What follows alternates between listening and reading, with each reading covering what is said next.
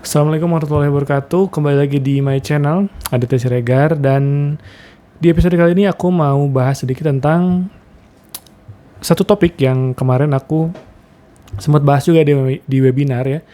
Di webinar seri Menatap Pikiran yang Berantakan, yaitu ruminasi gitu. Jadi waktu itu tuh aku disuruh bukan disuruh sih, lebih tepatnya Sintesa Wellness Center tempat aku kerja itu lagi punya program mingguan, yaitu namanya Ruang Sadar. Dan di Ruang Sadar itu para bukan karyawan nih, orang-orang Sintesa gitu ya, agen-agen ya, pokoknya orang-orang Sintesa itu diminta sama Kang Zen buat ngisi tiap minggunya gitu, karena kami sempat di briefing atau sempat melakukan satu workshop yang diberikan oleh Kang Zen Permana, yang mana mentor aku juga, yaitu judulnya From Scoping to Policy Brief.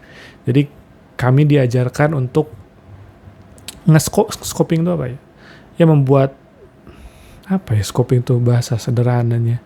Teman-teman bisa Google aja lah apa itu scoping atau scoping review ya, atau kajian literatur lah gitu, bikin literatur review dari sebuah fenomena atau sebuah topik gitu, yang nantinya bisa dikembangkan menjadi sebuah karya gitu.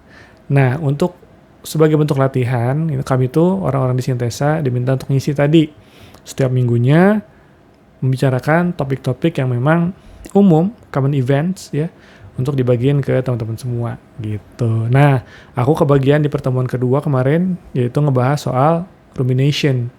Nah, kenapa aku tuh pengen bahas rumination atau ruminasi bahasa Indonesianya ya? Karena ini masuk ke dalam salah satu campaign yang pengen aku galakan, atau sebuah judul sebenarnya, sebuah judul, entah itu akan jadi buku atau apa. Pokoknya judul untuk sebuah karya yaitu Menatap Pikiran yang Berantakan. Karena aku sendiri merasa bahwa, mungkin aku sering bilang ya, entah itu di Instagram atau mungkin di YouTube ku di video-video yang sebelumnya, bahwa aku tuh bukan orang yang jago ngomong gitu. Nah, selain aku bukan orang yang jago ngomong, aku ngerasa pikiranku itu tidak terstruktur dan tidak tertata gitu. Jadi berantakan nih. Ibaratnya kalau misalnya aku mau ngomong, aku tuh selalu mencoba untuk, aku membayangkan diriku ada dalam sebuah ruangan, dan aku tuh mencoba menggapai kata demi kata yang berserakan, yang berterbangan di ruangan itu gitu. Satu aku ambilin gitu. Jadi aku merasa bahwa apa yang ada dalam kepalaku, isi kepalaku itu nggak terstruktur gitu, dan penting gitu, bagiku dan mungkin bagi kamu juga, untuk menyadari bahwa oh iya, mungkin aku punya hal yang sama gitu, mungkin aku merasakan hal yang serupa gitu. Maka dari itu aku merasa bahwa oh iya ya, menata pikiran itu adalah hal yang penting. Nah, selain itu, aku juga waktu itu pernah, ini kejadiannya waktu itu aku setelah beres journaling. Jadi beres journaling itu aku menemukan sesuatu yang baru tentang diriku. Yang aku temukan adalah, oh iya ya, ternyata aku menulis itu bukan karena aku orang yang tertata. Aku menulis karena aku memiliki kebutuhan untuk mengorganize pikiranku gitu. Aku menyadari bahwa pikiranku tuh chaos, pikiranku tuh amburadul, makanya aku butuh nulis gitu. Untuk menata semua itu. Nah, setelah menyadari hal itu tuh dan setelah melewati workshop scoping review itu, aku mulailah mencari-cari kan, nyari tahu apa tuh kira-kira fenomena-fenomena yang memang berkaitan dengan pikiran yang berantakan. Ada banyak kan, ada worry atau galau misalnya. Ada juga overthinking, tapi salah satunya yang ngehook gitu, menarik perhatian aku adalah tadi ruminasi. Apa itu ruminasi? Jadi sederhananya ruminasi itu sebuah respons terhadap sebuah kejadian gitu. Dan respons itu merupakan respons yang negatif. Gini deh. Jadi ruminasi itu merupakan sebuah respons terhadap sebuah kejadian gitu. Nah, ketika kita merespons sebuah kejadian, kita itu otomatis memberikan nuansa negatif gitu kepada kejadian itu. Misal nih, patah hati. Orang yang patah hati itu kan pasti dia merasa sedih, merasa galau, dia merasa gak enak lah, dan bahkan mungkin dia bisa sampai ujung-ujungnya merasa punya mood yang depresif gitu. Nah, ketika seseorang mengingat sebuah kejadian itu ya, kejadiannya putus cinta nih, diputusin pacar misalnya, terus dia ingat kembali kejadian itu. Nah, respons kita terhadap, atau respons orang itu terhadap kejadian itu adalah pikiran yang negatif. Nah, pikiran yang negatif ini biasanya sumbernya dua, fokusnya dua ya, yaitu fokusnya selalu ke sebab. Kenapa sih dia mutusin aku? Kenapa sih dia memilih untuk udahan sama aku? Dan yang kedua adalah fokusnya terhadap perasaan negatif itu sendiri. Perasaan sakit hati itu sendiri. Sehingga yang terjadi adalah kayak lingkaran setan gitu. Nggak ada solusi di sana, nggak ada progres di sana, muter aja terus gitu di situ. Dan biasanya emosi yang terlibat adalah, kalau kata Kang Zen, adalah the shame dan guilt. Shame, merasa malu gitu, terhadap diri sendiri, dan guilt, merasa bersalah gitu terhadap diri sendiri. Yang ujung-ujungnya nanti malah jadi self-worth, yang ngaruh ke self-worth. Kita malah jadi menyalahkan diri sendiri gitu ya, menganggap diri tidak berharga dan segala macam gitu. Nah, ada tokoh teman-teman semua namanya Susan Nolen Hoeksema. Nah, Mbak Susan ini dia adalah salah satu orang yang pertama kali mempopulerkan istilah rumination tadi. Awalnya dia tuh mau meneliti tentang mood depresi gitu. Apa sih kira-kira faktor yang bisa memperpanjang mood depresi seseorang? Dan katanya dia menemukan satu proses yang namanya tadi respons, yang namanya rumination gitu. Dan dia menemukan bahwa semakin orang merespons kejadian dengan rumination tadi, justru mood depresinya tuh semakin dalam dan semakin lama, semakin panjang gitu. Dan itu merupakan bentuk maladaptif, skema maladaptif terhadap sesuatu yang harusnya memang bisa dilakukan gitu. Hal yang lebih produktif yaitu self reflection gitu.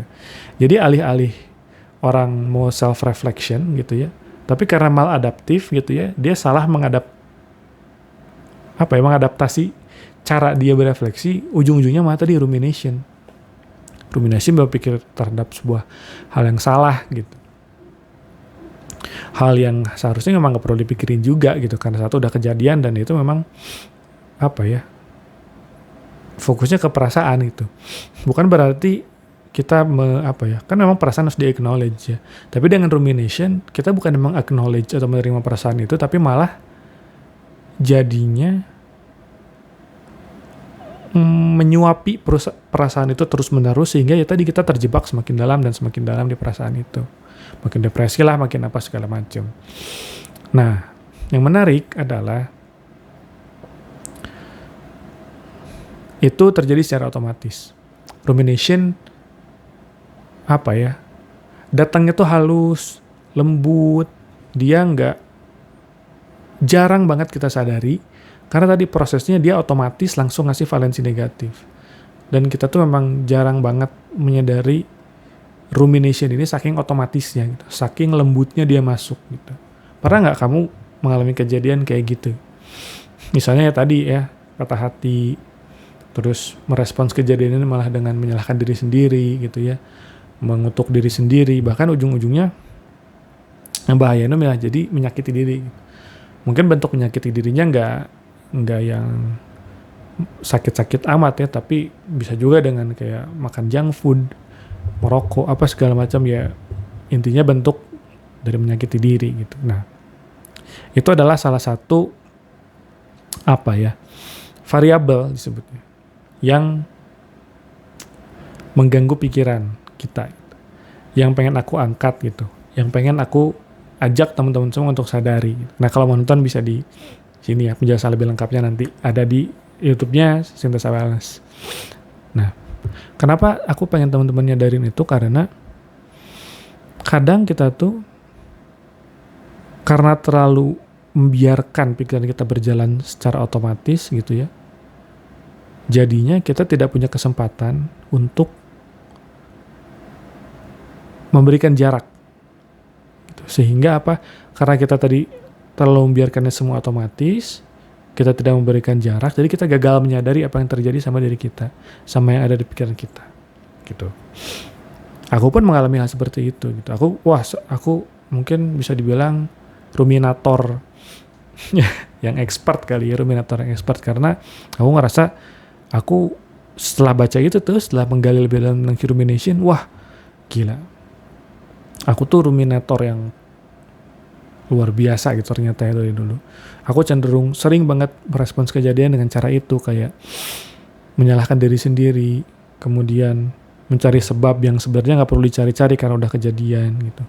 Dan ujung-ujungnya apa? Bukan malah jadi better, tapi malah jadi ya tadi, malah down the rabbit hole gitu.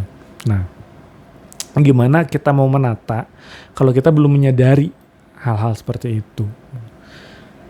Nah ini yang pengen aku ajak ke teman-teman semua gitu.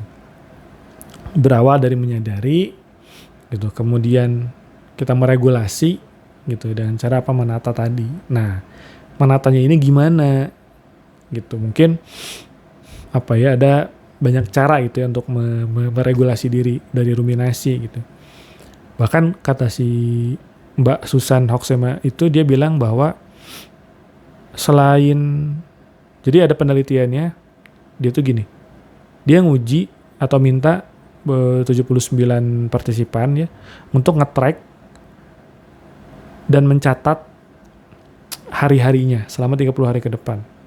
Nah, ketika muncul perasaan sedih gitu ya, perasaan mood depresif tadi gitu, minta untuk dicatat, lalu kemudian Mbak Susan minta mereka untuk merespons dengan atau menuliskan respons satu di antara dua gitu.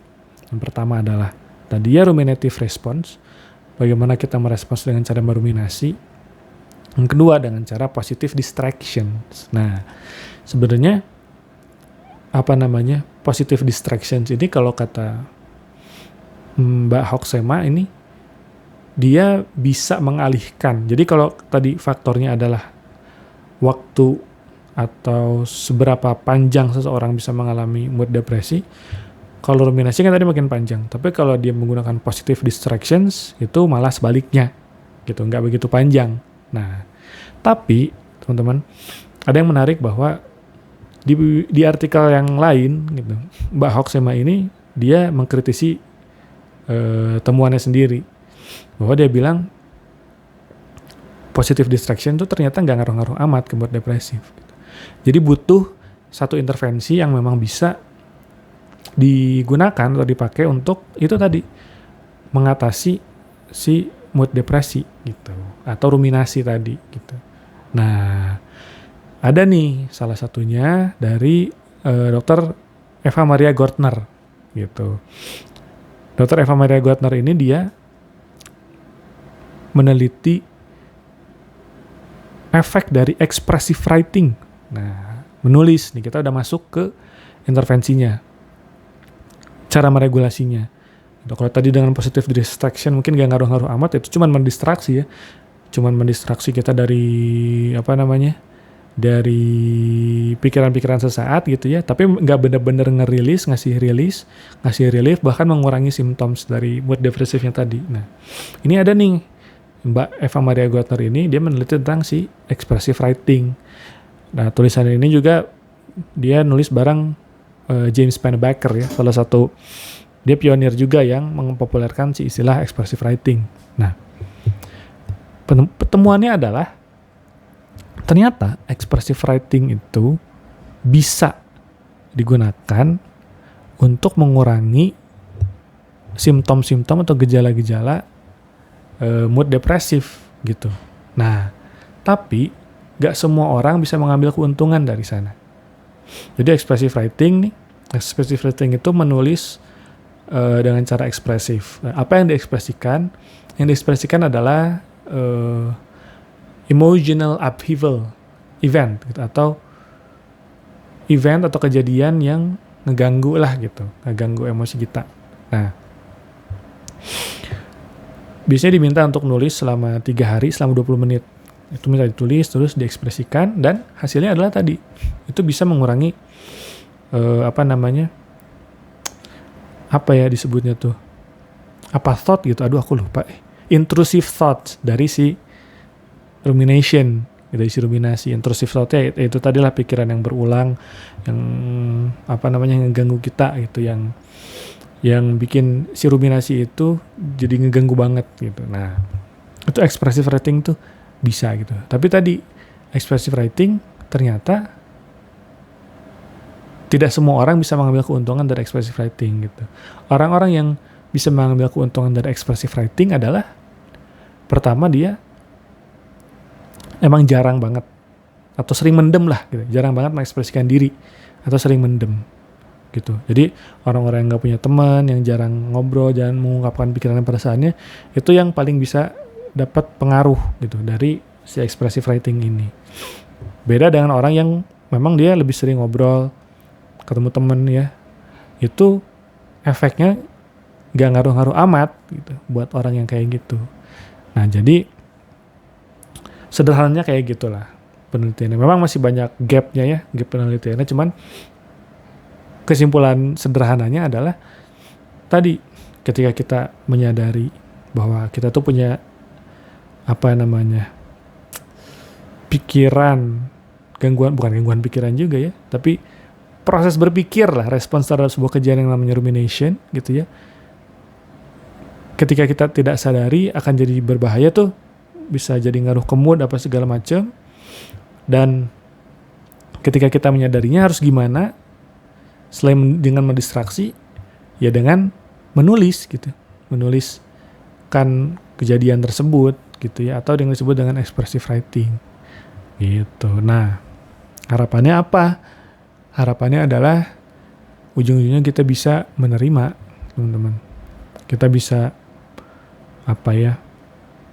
tidak lagi berputar di pikiran yang sama, tapi kita bisa menerima kejadian tersebut apa adanya, dan juga harapannya bisa memberikan pemaknaan yang lebih dari kejadian tersebut. Nah, ya caranya tadi dengan menulis gitu. Itu aja apa yang bisa aku sharingkan di sesi nulis kali ini, karena memang aku lagi ingin fokus ke gimana caranya nulis itu,